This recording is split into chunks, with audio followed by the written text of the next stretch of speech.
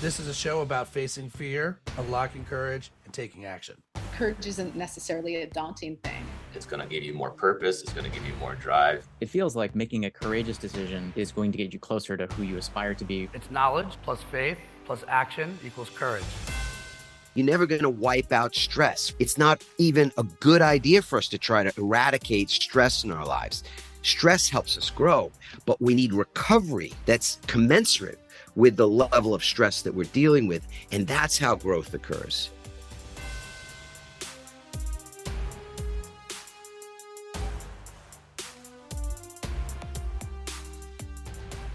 It's quite funny that you and I are having this chat today, and I'll say that the universe kind of decided to reconnect us, and I want to go back to the beginning because when I was between act breaks in my last life to this life, you were one of the first guys that I came in touch with, and like we went and had coffee, and I really wasn't sure about this journey that I was going on. To be, if I'm just being brutally honest here, and now fast forward to today, when I think about courageous as a company, like the line that I use to describe our business is your future is safe with change. Like you don't get a say on change. Like change is happening whether you like it or not. And you, Adam Markel, have a book called Change Proof that's out. And for those of you who can't see, Adam is wearing a t-shirt right now that says resilience. And there is this amazing relationship between when it's time to be resilient and when it's time to be courageous. And before I bring Adam in, like I just want to say, like, again, you don't get a say on change. It's happening whether you like it or not. And I always used to say that when you drive change, that's courage. But when change drives you and how you respond, that's resilience. Now, that's my take, Adam, but I'd love to hear your take. Really happy to be joined by Adam Markel. How are you, my man? Oh, buddy, I couldn't be happier, actually. I mean, I'd like to make room for more happiness. I'm happy to be more happy. but in this moment, I can't picture anything missing. And that's just a great feeling. I guess that's like the definition of Happy New Year. So happy 23, by the way. Here Yeah. we are. Are you a resolutions guy? No, but let me ask you quick, just as the audience goes, is it okay to use expletive here and there? Of course. Okay, yeah, no, I don't believe in fucking resolutions. I think they don't work. I every evidence you could ever, want or need to have to point to is that they don't work. So no, I don't waste my time with resolutions. Okay. So when you go into a new year, it's just another day of the calendar and here we go and that's that. No, quite the opposite. Wow, this is so interesting. I love where we're starting. So I do have an end of the year ritual, and it's not just my own, but I've inculcated or indoctrinated the family. I roped the family into doing this for a bunch of years too, and I'll share what that is in a moment. But I also believe that if we wait till moments like the end of the year or these sort of special occasions to create our quote resolutions or our changes or our goals or whatever you want to, term it, then we're missing the other opportunities, maybe 364 other opportunities to set the coordinates for how you want your life or your business to be. And I was a lawyer for 18 years. To me, there's just no logic in that approach. All right. How does somebody go? I mean, look, I come from lawyers. All right. So I get it. Right. My apologies. No, it's great. I feel protected. There's a safety to that. So, oh yeah. Okay. Sure. That's that. There's not like, it's not in the like fear and who's coming for me. There's joy in being surrounded by all sorts of different types of like environmental law, family law, corporate No, law. brother, that's the law. I mean, that feeds into so much of my own tale, if you will. I gave a TED talk some years ago about this, where I was sort of documenting for this audience, this unnamed audience, who I'd been in my transition times in life, and in writing a book called Pivot, which was my first book. I talk about that transition out of the law and into the life that I'm currently leading. And And as part of that, I was saying, the law fit well for me at a certain point in my own development because I was a fearful person. I'm still a fearful person more than I want to be, and that's part of my path. We can talk about that, but at that moment, at that time in my life, I was really a fearful person, and the way that I combated that fear was to be on guard all the time, to be vigilant. Mm. And by being a lawyer, I had so much more safety. I felt as though I had the safety that I was craving. And then I realized that that was all just a facade. That was all just a mirage, an illusion. And at that point, when I realized that being a lawyer wasn't bringing me, wasn't the answer to the issue of fear, then I was able to make a transition out of that work, which wasn't the right work for me after a point in time. Yeah, so let's go back to that though. Like, when you unpack that and you think about how you got to where you are now, because I mean, both of us were East Coast guys for a long time. Totally. So I made my move out west in '04, and to be honest, I thought that this was like, oh, cute little San Diego. This is just a pit stop, and then I'm going to go to LA. And same thing. I'm writing my book. My book was the initial thought was it was a devious attempt as a marketing tool to position my business. And it sounds slightly similar. You tell me if I'm on or off of this. I realized I wrote Return on Courage first because I needed the book. I didn't know that when I started it, but once I went into it, I'm like, oh shoot, like I'm writing this book first because I need it, and then off we go. How did you get to San Diego? Give me a little bit more on the shift, the pivot, so to speak, if you don't mind, from last life to this life. I think if the first thoughts about San Diego were in a Bruce Springsteen song. I'm trying to remember that it might have been Rosalita actually, where he talks about this little club, people play guitars all night and all day, and it's in this little place, San Diego. So it could have been that was an early influence, but I mean, I fell in love with the place. We came out here, Randy, my wife, and I, and my in-laws who are now passed, but I was super close with them. We used to vacation together, which now our kids vacation with us. So it's, apple in the tree thing. But we came out and just literally fell in love with the joint. I mean, like this place is everything I want in life. I want to go. I'm gonna go to another lyric. This is so funny, but I want to go someplace where the weather suits my clothes, and it's Mm. an old song, right? And that was internally was the antidote to all the stress, to all the anxiety, to the anger that I felt living in New York and New Jersey. And I was equipped to do that. I grew up in that environment. I learned how to be not just somebody that could survive in that, jungle, but could also thrive in that environment. And I wanted almost the opposite of it. I wanted to find peace of mind. Again, that's a Boston tune, like I would play these songs and they were signaling that on some level that a change was needed, that a change was coming. And I wanted to find that peace of mind, and San Diego seemed like the place that I could do that.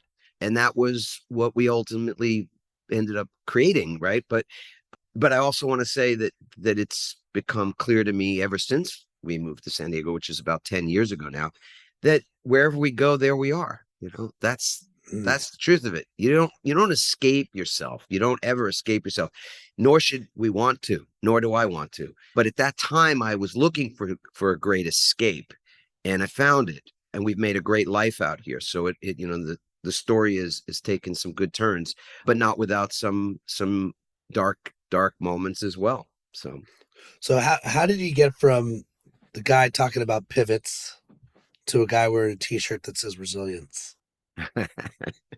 That's good. Wow, I want to think about that for a second. I mean, I wrote this book Pivot similarly to you, not as a marketing thing initially, although I'm all in favor of the marketing side, and we've certainly used it for that. But I started writing this book for our kids. Like Randy and I, we have four kids, and I found myself at a certain point in time in my life lying on a gurney in Freehold Medical Center, like on a hospital gurney. and I had the electrode stuck to my chest and I'm sweating profusely. And talk about fear. I feared I would never see my kids again. Like I wasn't gonna leave the hospital. And my wife was there right next to me too, watching me go through this. And it turned out that I wasn't having the heart attack I thought I was having. I was having it, and all the people listening to this now, they could fill in the blank. I wasn't having a heart attack. I was having a what? You heard it, right? A panic attack, Mm. an anxiety attack that was, brought on by my inability to resolve stress and resolve the repressed emotions that I wasn't even aware of, frankly. That's a lot of things with our suppressed or repressed emotions. We don't often even have an awareness that that's what we're up to. Like, Mm. or we're just doing it, and we do it from such an early age that we don't even know that we're doing it. It's just subconscious. It's unconscious. It's Freud's, one of great thinkers and researchers who I think many people associate with psychotherapy, but I think his early contribution, it's still a lasting contribution, is that our emotions get expressed, but they don't get expressed when we're conscious, when we're awake. Often our emotions are getting expressed in other ways. So I wasn't dealing with any of that shit, and I ended up in this emergency room and thinking I was going to die, only to find out that I wasn't. That was, the good news was I was just having a panic attack. But even that, which was such a massive relief to me for a couple of weeks, I was like, clear eyed and grateful, and nothing could kind of get me out of that blissful, happy or grateful state. But then I forgot about it. 3 weeks later, I was back to running on the treadmill, man, just a little rat on the wheel, working like, the usual 80, 90 kind of hours a week, and all to try to find an escape. Again, like, I'll make enough money at some point, or I'll have enough security, I'll feel safe enough at some point to just be able to escape this life that didn't feel like the life that I envisioned or wanted even. And I don't mean my family. It was so. I'm married to Randy now. It's more than 30 years, and our kids are out of the house and healthy and happy, or productive, let's say, and making their way, and all that good stuff. Like, I was grateful for them the whole way through. I was grateful for my life, but I was still miserable. And that's a weird place to be, right? I don't know if you've ever felt that way too, like, that you realize, on the one hand, you have so many blessings and there's so much that you appreciate, and yet you're in some pain, like emotional or mental pain at the same time. It's weird. So I want to know, like, because I want to answer that. Like, I don't want to duck this. How old were you when this happened? I want to Or, say, or how recent? yeah, it's probably in my really early 40s is when this happened. Okay. Yeah. So, so I have a 7-year-old and a 10-year-old. So, and since I've been married, also to a Randy, by the way, and it's been 12 years. We made a decision when our first, 12 years ago when our son was born, that we were lucky enough that someone in our family could raise our kids, that's what we were going to do. So that was a choice that we made, and it was a choice. And I think a lot of this comes down to choice. And sometimes you make choices and it still doesn't feel like a choice. Like, I don't, if I want to live in this special place, someone has to make money. That would be me. So I definitely feel the burden and the stress of trying to keep up, make it, live here, and this idea of envisioning what success looks like and having enough money to live the life I want to live is real. And I can't explain why ideas come into my mind, probably like how you feel with ideas that come into your mind. I definitely believe in a higher power. I definitely believe, like, even courage for me, like, it's not about me. If I can nudge someone else to go for it and do it in this lifetime, I'm all in on that. Doesn't mean it isn't exhausting. It doesn't mean, like, why me? Like all the toll that comes to it as the only person making money in this family. So all of the anxiety that can come, I'm still human. I still feel all of those things. They're still very real. Is that going to get in the way of my purpose? I don't think so. I'm grateful that I can at least step out of myself, look back at myself, and go, this is the thing I want to do in my life. And it wasn't always that way. And by the way, I was 40 when I figured this out for me. So the first 40 years was like fumbling through life. I wanted to entertain people, I wanted to be creative, and I wanted to get paid to do all that. And then it's like now, like, oh my gosh, it's like I know I'm on my path. It's still messy as all hell. No way am I going to say it's figured out, but I'm at peace with the bumps and the bruises that go along with it. I think I'm answering some of what you're asking, and it's like I still feel it. I still feel the same things that you feel. I'm just happy that I found a lane for me. It's just not a clear lane. There's turbulence along the way. Yeah, I mean, I don't know that anybody's ever going to find a lane that doesn't have or a clear or clean air the whole way through. It doesn't work like that. It's not what would serve us best if it did even work like that, which it doesn't. So I don't know that that's, again, logically speaking, why go after something that's unattainable? I mean, that's its own misery. That's its own suffering. People who are chasing after fucking things that don't make sense to chase after. And I'm not saying don't shoot for the stars and miss and hit the moon stuff. I mean, just don't go after things that are unattainable. So a lot of the work we do today in regard to change is done in a corporate environment. I've spent plenty of time in the personal development arena. I ran a company in that space for a bunch of years as I started writing these books and started speaking and whatnot. And I find that our greatest ripple effect is actually in the workplace. There's a lot of people in that space to begin with, and it's where people spend the majority of their lives anyway. And so if we can help them to be more productive there, happier there, more engaged there, if we can help them to be more resilient in the face of ever consistent change and disruption, well then we feel like we're making a difference. So one of the things that I kind of call BS on in that space is this concept of work-life balance, because there's a thing that people chase after all the time. And I don't mean in like in the personal growth space. I mean in the business development space. Everywhere you see people talking about work-life balance, and that's just such a crock. Why chase after, again? Why go after something that's not attainable? Balance. Think about balance. What's a great example of balance? I think of like the high wire, the tightrope. I think of that French guy who his Right. name is escaping me right now, who literally, when the Twin Towers were standing, this flipping courageous, like, talk about courage, right? This guy strung a wire between the north and south Twin Towers in lower Manhattan and walked on that tightrope for a long ass time and didn't fall. And the police were waiting for him, of course, when he got off. And maybe you can even look up, and as we're I talking, did. see the person's name. Philippe Petit. Of course. It's like the most French name you've ever heard in your whole The life. most French name ever, right? Exactly. And that's what Philippe did, right? I mean, so that's, to me, what balance looks like. At its best, it is temporary. At its best, it is fleeting.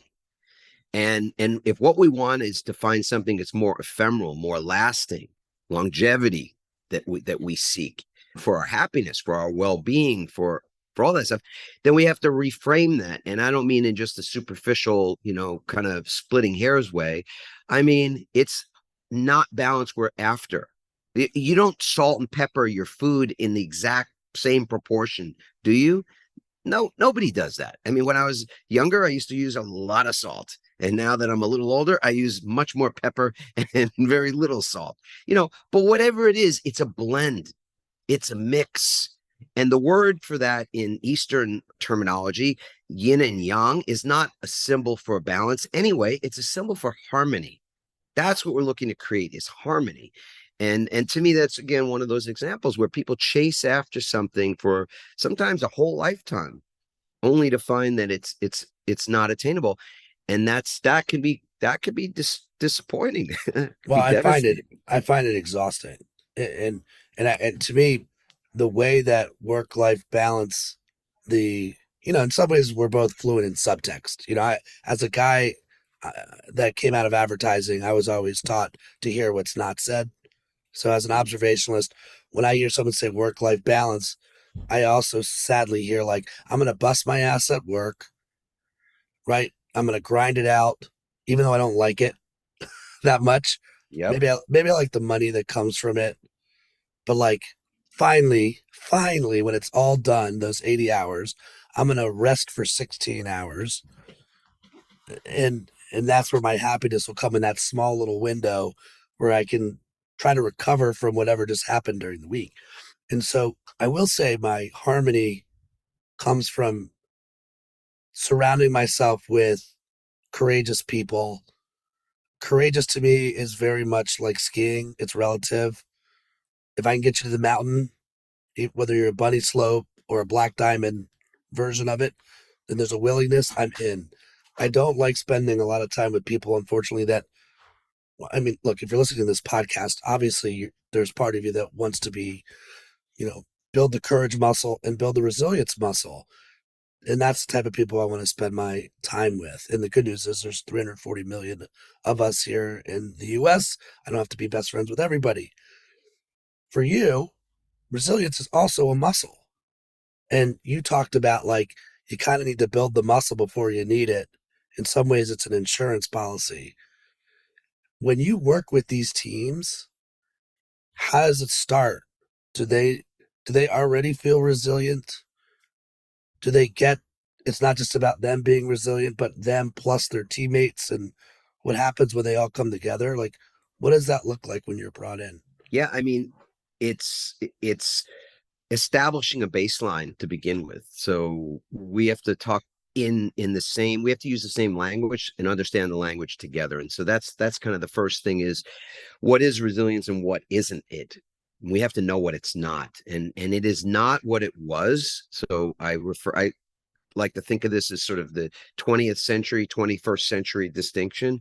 Things were different last century. And I don't mean just from the standpoint of what what the calendar tells us, but everything that was a norm in 1995 has pretty much changed by this point.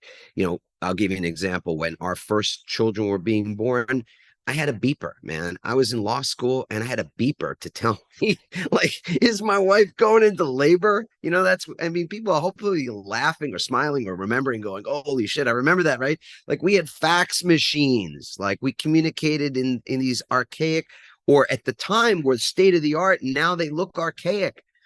So it's like they're different universes. But so what did it mean to be resilient in 1995? What did it look like to be resilient in 1955 or in 1855? At any point in terms of the context of time, resilience has meant something different. What it has meant for a very long time for a lot of people is, how do I grind?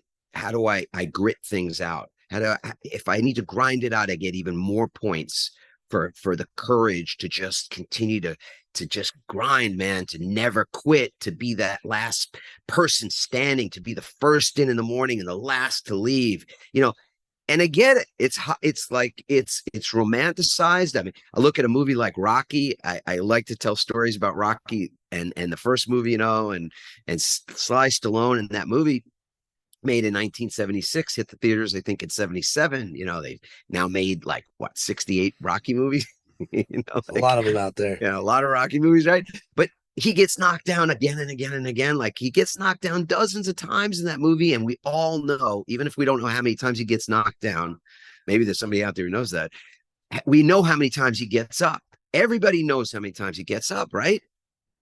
Every freaking time. And so for so many people, they look at resilience as that's the paradigm, if you will, that you just keep moving forward.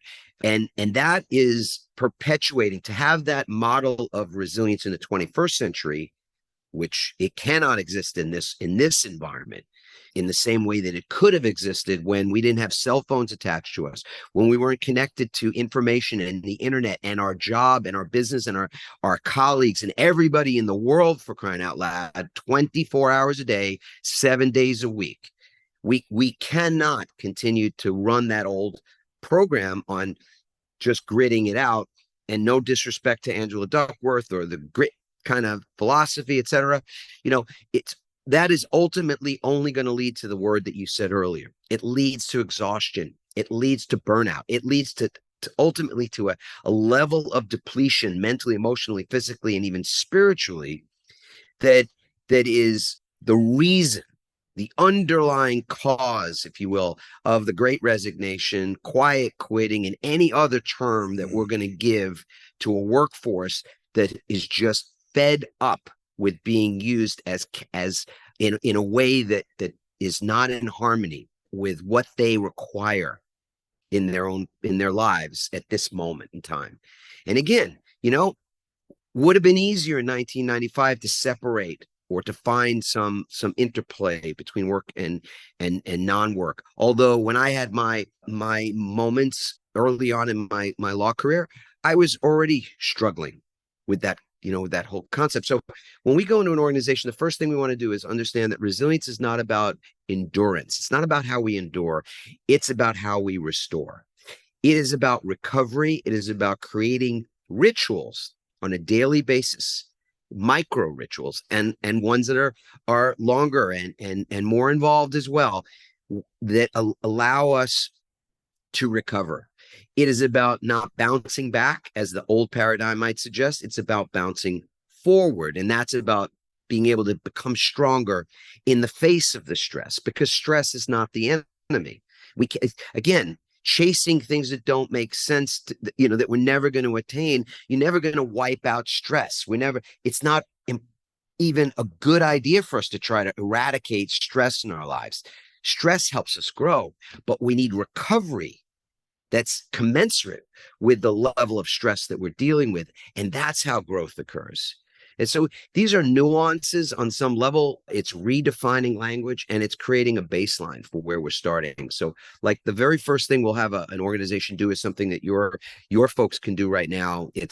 We've set this up. It's entirely free. It takes 3 minutes to find out how resilient you are in a snapshot moment, mentally, emotionally, physically, spiritually. And people can go to rankmyresilience.com, and 3 minutes later, they'll get a score in each of those 4 areas to see what holistically their own level of resilience looks like in this moment. I love that. Adam, I guess I want to go back to in some ways, I'm going back to your last life, not lawyer life, but personal development life.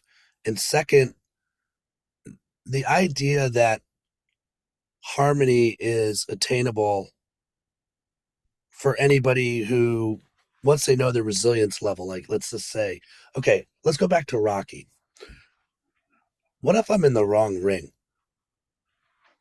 I mean, you're coming in now from a corporate level and you're going to help a team. It sounds like you're going to like bring clarity, establish a language and lexicon that everybody can play off of. But like, what happens when I realize I think I'm resilient, but I'm just not passionate about this ring anymore? How often is that happening when you're going into a corporation?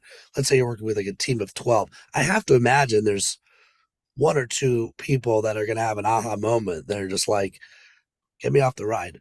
Like, does that happen? Is that an unspoken thing that no one wants to talk about? I mean, the team norms is the term we sometimes use for this idea of getting everybody on that same page, the same sheet of music when it comes to stuff. And often it's in the exploring what that looks like, how we see the world, our literal worldview, where we see people that might not look like a great fit. But that's just the start. That's the beginning of the story. Because as we start to explore these things, we also find that often there are leaders within that organization who've been modeling things that led people to believe that this is what ought to be done. This is what should be done. This is the requirements here to work here. And when we can identify that, and we do, then we can see that the environment, that there's an opportunity for the environment to actually shift. And then the people that saw that might have been self-selecting out or showing the signs that they might not be a good fit, then are not necessarily in the same position that they were in before that, meaning that they might not need to leave. They might not have to go find some greener grass because, again, it's one of those things we chase. We chase the green grass when the grass is never going to be greener somewhere else. I'm not saying you shouldn't change or make a shift or pivot. I wrote a book about pivoting. But what I can say, and I often will say this to either folks that ask me this question directly, or sometimes when I'm in a group of people that are similar to the colleagues I used to have in the law, accountants and engineers and people and lawyers and the like, and bankers sometimes too. It's like, I didn't need to quit the law. They'll say to me, sometimes people say, did you need to quit? I mean, did you need to pivot, like your book said, out of practicing law? Like, no, I didn't. I mean, I did, and I'm glad I did. But the reason I did was because I was ill-equipped at that time to make that environment what would sustain me. That environment was killing me. I knew it was killing me, and I loved my family and I loved my own life too much to allow that to happen, to end up like some of the people I'd seen who die from a heart attack or get cancer. They work their whole freaking lives and they get to be 60 some years old, and then they're in a health issue. And so all the money that they saved or all the money they made is useless to them because their health sucks. Now, nobody wants to end up like that. And I was at least smart enough. I was an idiot in a lot of ways, but man, I was at least smart enough to recognize in my 40s that I didn't want that to be my destiny. So, the answer is, yeah, there's always going to be people that are on a team that might not, that this might not be their ring. Like you said, to stand in that ring might not be, their destiny or what have you. But often what I find is that the ring itself has been designed poorly.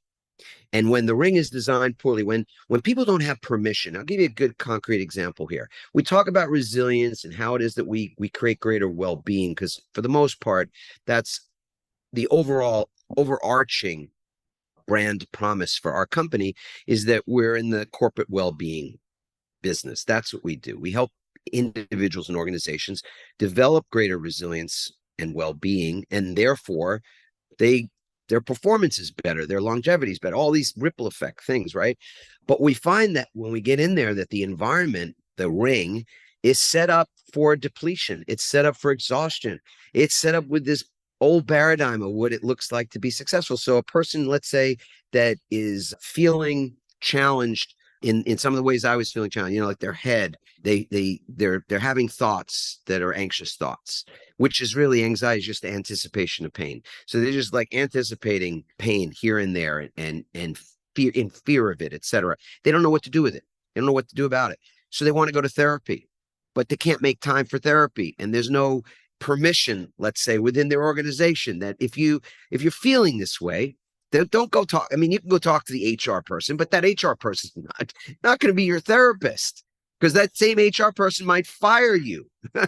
They might be doing your exit interview, right? They're responsible for so many different things. They're not your therapist, but you need to see a therapist.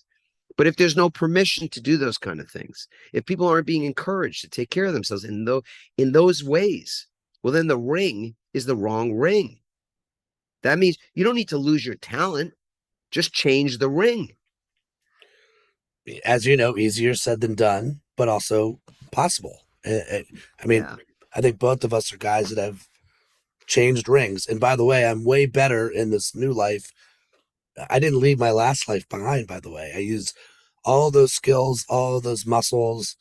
And even when I was terrified and scared to move into this new world, I still took all of what I learned from that last life into this life. Uh, let's talk about change I proof. want to just quick say when I say change the ring, I mean, I don't mean literally get out and go find another ring. You could do that. There's nothing wrong with that. I'm saying that the ring itself, the environment, the culture, we'll call it, that's possible to change.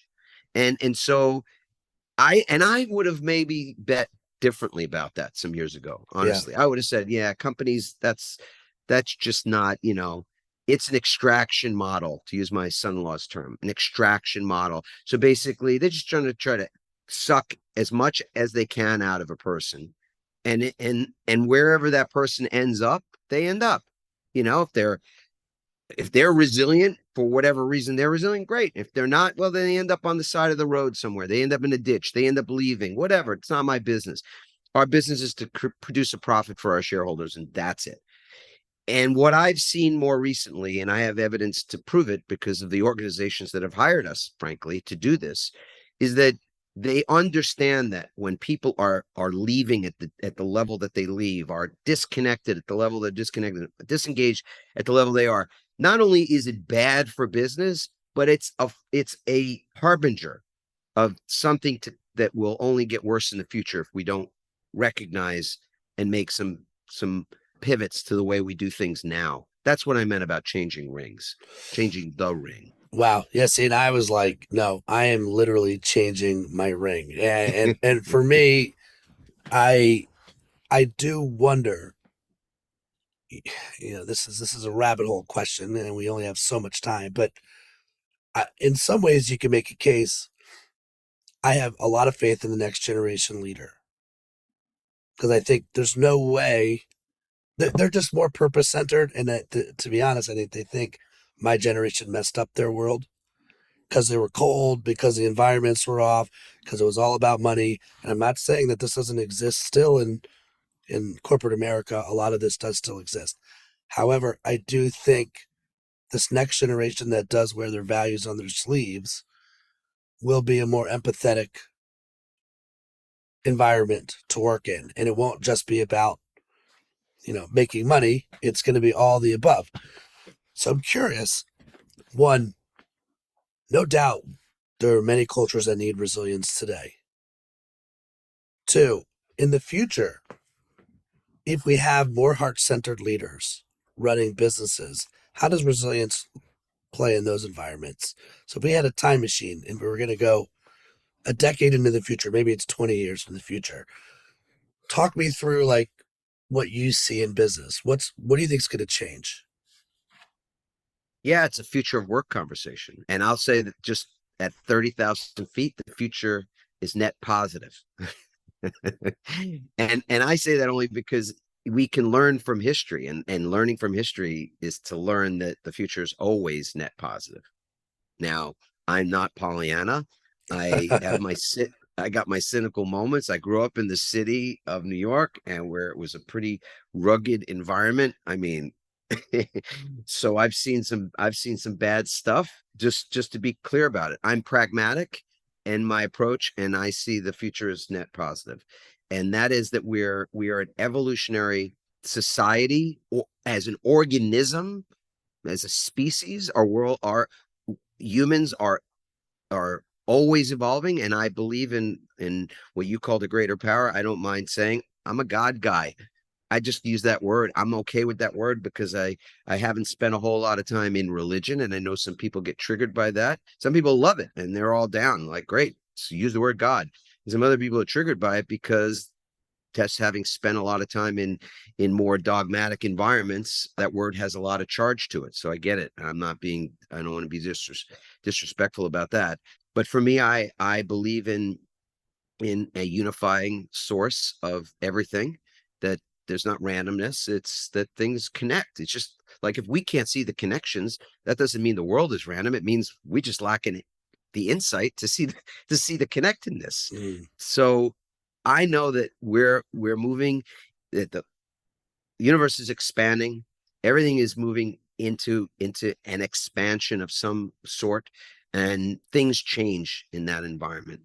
And some things that change we don't like, and other things we do like, and some things it's just too early to know for ourselves how we feel about it or what it's going to mean to us. Because at the end of the day, a psychologist told me recently, I'll repeat this, it's like we got an ADT system in our head 24/7. Like, this is always, that's what our head is looking for, is Where do I have to be on guard? Where do I need to be, alert and aware? And that's fine insofar as alertness and awareness are a sort of a default setting, if you will. But I think we've tipped over, and a lot of people are not just in that alert or aware stage, but I think they're hypersensitive to change more so now than ever before, and they're anxious about it, buddy. They're on edge. The cortisol, the adrenaline is in there, it's constantly kind of coursing. And the anger that we're seeing, the division, while we can certainly point the fingers at politics and point the fingers at social media and a lot of things. And I'm not saying we shouldn't, because there's bear responsibility. We're in an evolutionary stage where there's just a lot of anger that I think is going to come to some natural kind of a head. And people will do what people do, which is they have to check in. They check in every minute of the day. It's just a question of whether we're checking in consciously and going, do I like the way I feel? Do I like how I'm experiencing my life right now? And I think more and more people are going to feel they don't like what it feels like to be almost constantly triggered and almost constantly in a state of either low level anxiety or anger. And then they will do what we have the freedom to do, brother. Right? That's you're not gonna, again, no politics here. You're not gonna legislate away big tech or the conflict between transformational technology and profit and the economics of it all.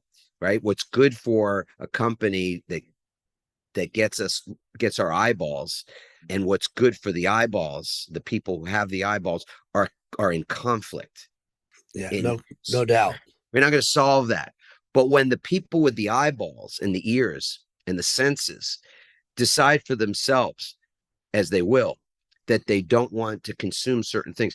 I mean, I just one quick digression, because you asked me about the future, and I'm a hopeful person. My wife reminds me a lot. She says, "Do you have a hopeful heart right now?"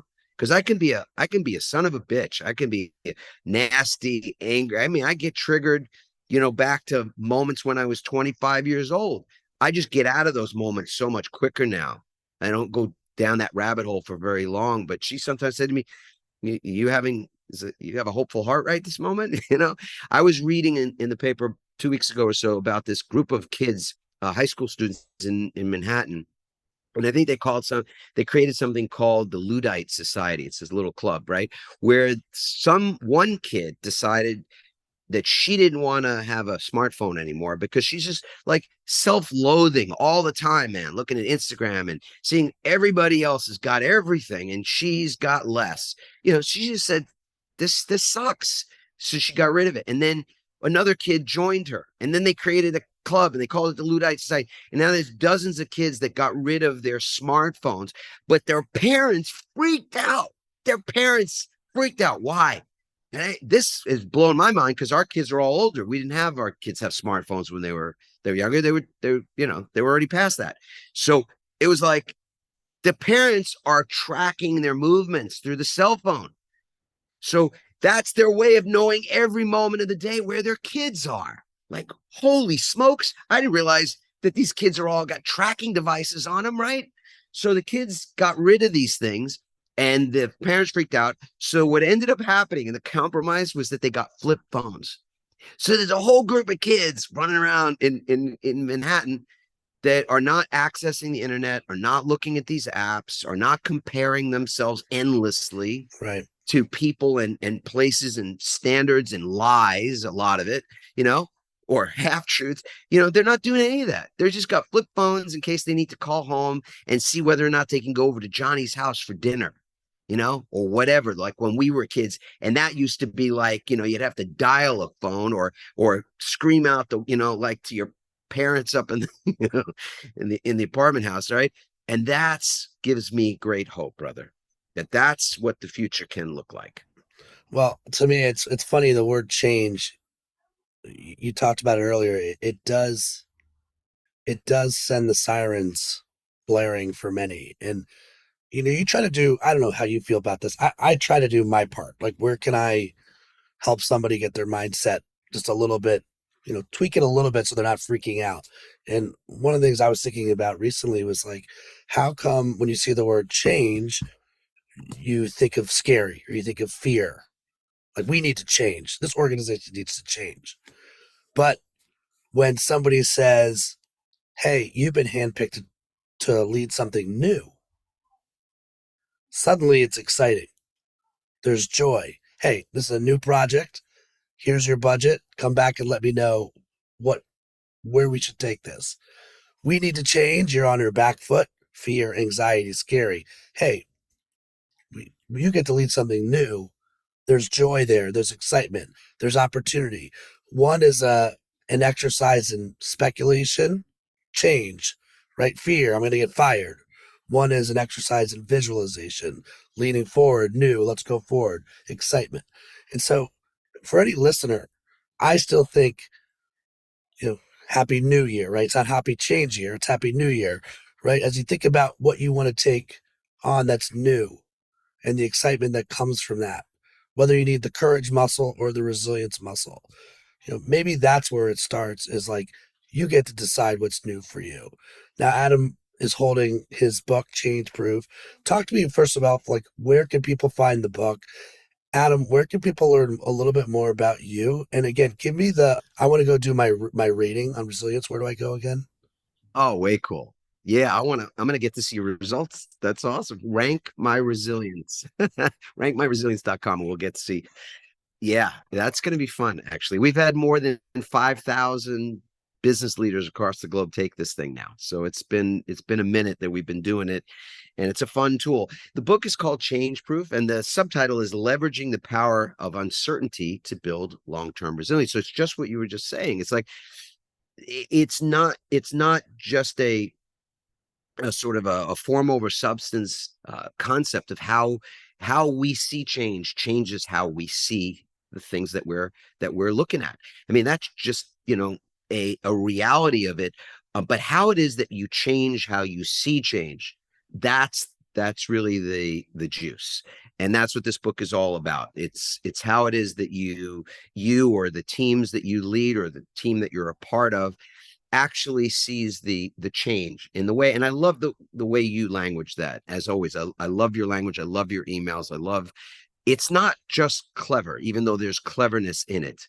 There's a wisdom that's embedded in your writing, brother. I mean, it's the kind of thing that I kind of look at it through the lens of my grandmother. This is a lady who, she was a secretary for most of her life. In the world that we're living in now, 50 years later, she probably would be the CEO. I know probably a lot of people look at their grandparents or grandmothers like that too. She used to do the New York Times crossword puzzle each Sunday in pen. I mean, I still have not met anybody that does that. She was an intelligent and thoughtful, caring woman, and she would joke about things. And there was always this cleverness, but it was not just like a cutting cleverness or a taking advantage of a situation, like an opportunistic cleverness.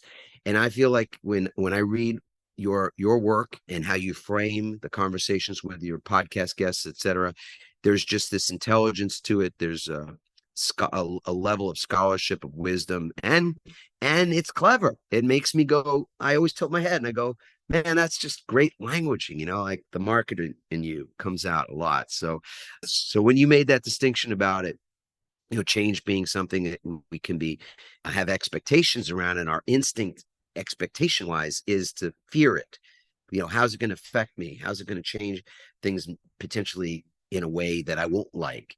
As opposed to, like you said, you give somebody a budget and give them your support and have their back in that change, and they're just like all about it. Like, I mean, that's the changing the ring, buddy. Totally. That's the environment. The ring the ring is the same ring. It's just changed and now you have permission to play a little bit more in there.